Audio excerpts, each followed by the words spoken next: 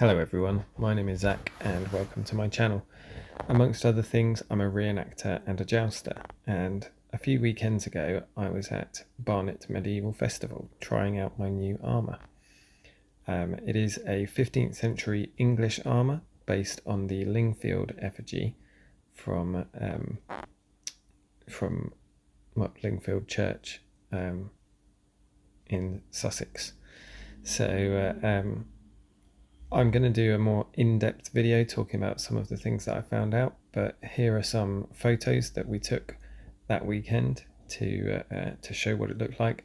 I'm overall very pleased with it, so just wanted to share this. Apologies that I haven't done a video last week. My whole family was ill, so yeah, it was very difficult to get any time for that.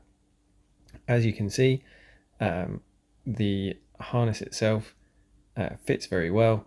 The modification that I did with John meant that I was able to wear it for a very long time and fight in it, and it all worked brilliantly. If you've got any questions to go in a future video, then do leave them in the comments section down below, and don't forget to like, share and subscribe. If you want to support the channel a bit further, then you can also find the link to my Patreon in the description down below. Whenever someone helps you into armour for the first time, they'll often ask questions like, how tight should I tie this, or what hole does this buckle need to be on? And that's really important, especially if you're going to be wearing this armour for a long time. So experienced people ask those questions. They can be quite difficult to answer if we're thinking about stuff above the waist, because very often I can't actually see the buckles or the ties, so I don't necessarily know. You'll often need to try it out. If it's the first time you're wearing a harness, then it is completely impossible to know, and so we ended up putting the armour on extra early so that I could wear it about a bit and try it, and we could try things out and see whether or not it works and how it fits and things like that.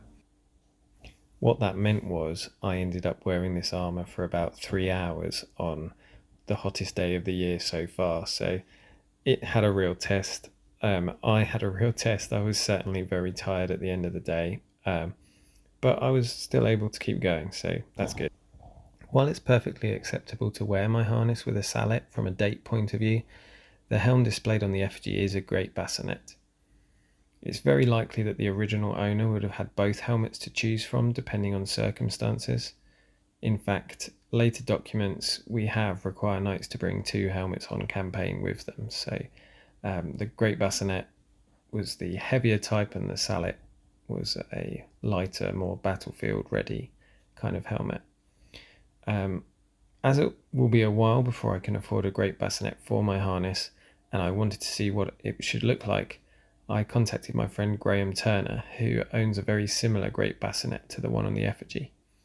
Graham is an incredible horseman and jouster, and was one of my teachers when I first started. Not only that, but he's an amazing artist, so I was very chuffed when he took some photos of my harness for references. The bassinet itself fitted well with the rest of the harness, and I was impressed by how much movement I could get out of the underlapping spaulders. They go all the way underneath the collar of the bassinet, and I was still able to raise my arm quite well. So yeah, it was a great first test, and hopefully we'll see more soon. Thanks for watching to the end of the video. It really helps the channel when you do that. Other things that you could do would be liking, sharing, subscribing, all of that kind of thing. And don't forget, there's also the Patreon as well. If that's your kind of thing, if you like to support creators through that, you can find the link to my Patreon in the description below.